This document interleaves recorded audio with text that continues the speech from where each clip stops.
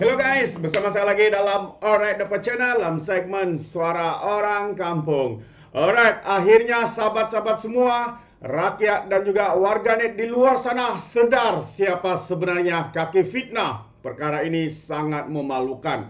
Jadi sahabat semua, ini adalah antara respon daripada warganet rakyat Malaysia berkaitan dengan isu tabung haji yang dipolitikkan. Dia dipolitikkan, dijadikan isu oleh ulama-ulama, ustaz-ustaz penyokong kepada parti PAS, sahabat semua. Mereka menabur fitnah, menjajah fitnah.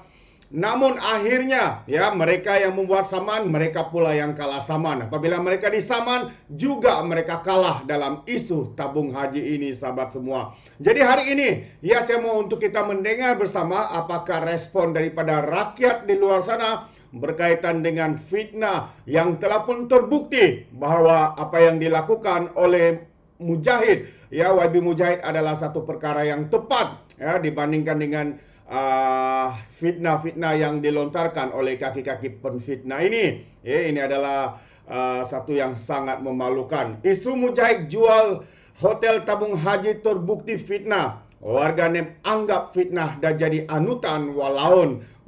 Anutan maksudnya itu sudah menjadi kehidupan mereka untuk menfitnah, untuk menabur fitnah, untuk tuduhan dan sebagainya. Tuduhan yang dimainkan PAS kononnya bekas Menteri di Jabatan Perdana Menteri Datuk Seri Dr. Mujahid Yusof Rawah menjual aset tabung haji terbukti adalah satu fitnah. Bekas ahli jawatan kuasa Dewan Ulama PAS Ahmad Dusuki Abdul Rani yang kalah saman pada tahun lalu di Mahkamah Session pun sudah gagal dalam rayuan di Mahkamah Tinggi hari ini.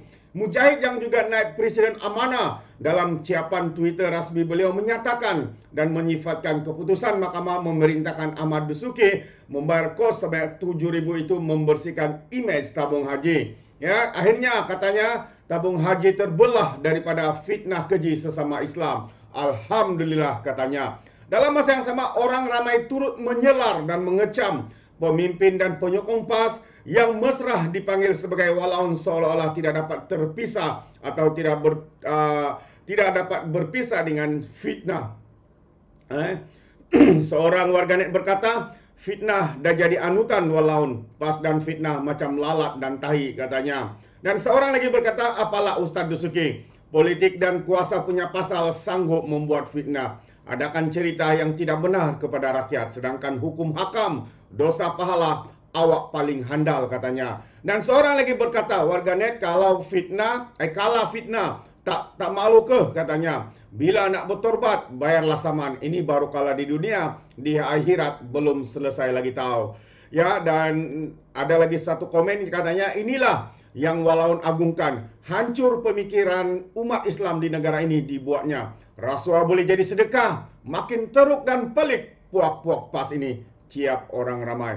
Hari ini Ahmad Dusuki yang juga bekas calon PAS gagal rayuan saman fitnah terhadap Mujahid di Mahkamah Tinggi dan diarah membayar kos RM7,000 kepada naib Presiden Amanah itu selaku defendant. Kalau kita imbas semula pada 14 September 2022, Mahkamah Session Shah Alam menolak saman fitnah dikemukakan Ahmad Dusuki terhadap Mujahid. Saman fitnah itu berikutan kenyataan Mujahid di Twitternya pada 22 November pada tahun 2020, yaitu seorang ustaz berdusta berpuluh ribu jadi mangsa, berlagak tahu segalanya, akhirnya telan api fitnah dalam perut dia sendiri hingga kini tak pernah tarik balik pendustaannya. Mujahid membuat kenyataan tersebut selepas tersebarnya ceramah video penasihat Kompleks Darul Tibunabawi itu menerusi YouTube pada 20 Februari 2020 yang mendakwa aset tabung haji dijual kepada orang bukan Islam. Dalam hal berkaitan, bekas Perdana Menteri Muhyiddin Yassin menerusi jawapan bertulis di Dewan Rakyat pada 14 Julai 2020 memaklumkan bahawa aset tabung haji yang kurang berdaya saing dipindahkan kepada sebuah syarikat yang dimiliki sepenuhnya oleh Menteri Kewangan diperbadankan. Muhyiddin juga yang kini menarajui blok pembangkang Perikatan Nasional ketika itu juga berkata, tabung haji tidak dikuasai oleh orang bukan Islam. Pemindahan itu adalah sebahagian daripada pelaksanaan di bawah pelan pemulihan dan penstrukturan tabung haji yang diluluskan oleh Kabinet sewaktu Mujahid menjadi Menteri Agama di Jabatan Perdana Menteri. Itu dia. Ya, apabila ditanya di Parlimen ketika pentadbiran Perikatan Nasional sebenarnya, Muhyiddin telah pun menjawab bahawa tabung haji itu tidak dijual. Tetapi kita tahu ya, lebay-lebay ustaz-ustaz ini masih menjajah fitnah dengan mengatakan kononnya Mujahid telah menjual. Sahabat-sahabat semua, ini adalah satu perkara yang amat memalukan. Nah, bagaimana ustaz-ustaz yang bergelar sebagai ustaz, ulama, yang berceramah di masjid boleh membuat ceramah dan boleh membuat tuduhan dan fitnah sebegini rupa? Tidakkah mereka ingat bahawa fitnah itu lebih besar dosanya daripada membunuh? Sahabat-sahabat semua, ini adalah satu perkara yang amat-amat memalukan. Mungkin karena mereka ingat mereka kebal, mungkin mereka ingat mereka hebat, ya, karena mereka bergelar sebagai ustaz. Tetapi akhirnya sahabat semua, terbukti hari ini rakyat sudah membuka mata siapa sebenar ustaz-ustaz di dalam penyokong-penyokong kepada Parti PAS ini, sahabat semua. Mereka hanyalah mempergunakan agama, mereka hanyalah menggunakan bangsa untuk meraih sokongan, untuk meminta simpati dan memainkan sentimen agama bangsa, sahabat-sahabat semua, demi kepentingan politik, demi kepentingan karier politik mereka. Ini adalah satu perkara yang amat memalukan, ya. Di mana akal mereka, di mana integriti mereka sehingga sanggup melakukan seperti ini.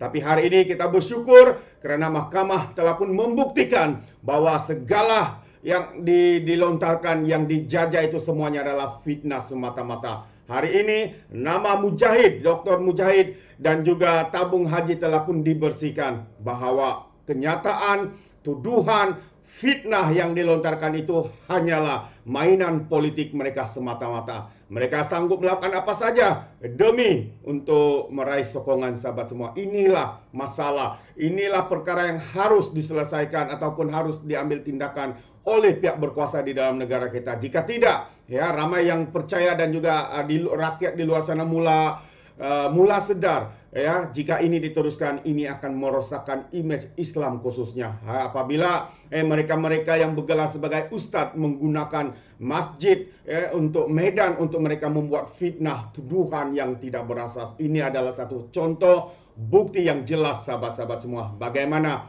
mereka menyalahgunakan, ya, gelaran mereka sebagai ustaz, sebagai ulama, ya, dan juga menjajah fitnah yang tidak berasas ini.